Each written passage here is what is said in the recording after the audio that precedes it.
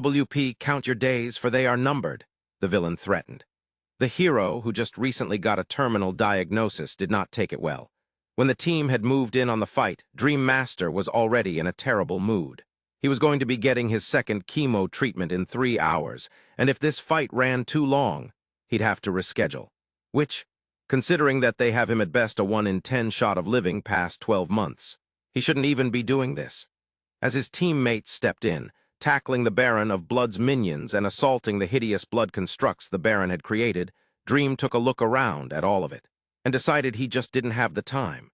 He closed his eyes, instead of pulling out heroes from the dreams of himself and his allies, instead focusing on the dreams and nightmares of the minions and the Baron himself, and calling forth that which filled them with the most terror.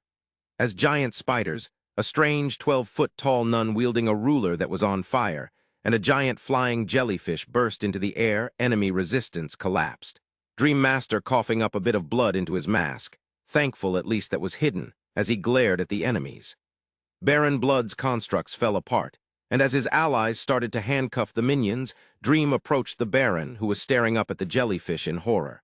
"You," he turned to Dream, "count your days, for they are numbered. You don't know it yet, but my victory is inevitable. I will kill you in the end, you cretin." Dream paused, handcuffs in hand. "What did you say?" The Baron frowned. "I said your days are numbered." A jellyfish tentacle wrapped around his throat, jerking him up off the ground, as he quivered in fear and pain. A few of the other heroes were watching, concerned, as Dream stepped closer. "Did you do this to me? Was it you?" The shock, the surprise in the Baron's eyes were enough for Dream to calm down for a moment, and the jellyfish released him. The Baron rubbed his throat. The tendril had burned its way through the armor and left a nasty rash on the throat, staring at the hero. Is it cancer?"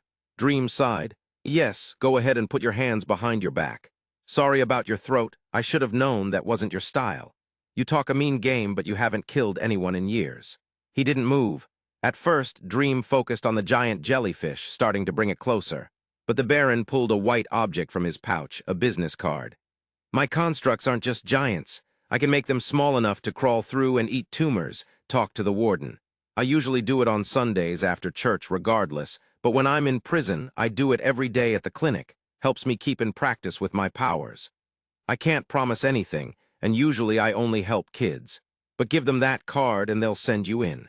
He turned around, setting his hands behind his back after Dream took the card.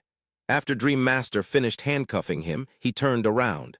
"I'm not a miracle worker, but worst case scenario, maybe I buy you more time. Best case, maybe I turn something terminal into something treatable." As the police started rounding up the various villains, and the heroes looked at him with concern, Dream was confused. Should he accept help? Dare he? Would there be strings attached? Did the Baron of Blood seriously run an after-church clinic for kids?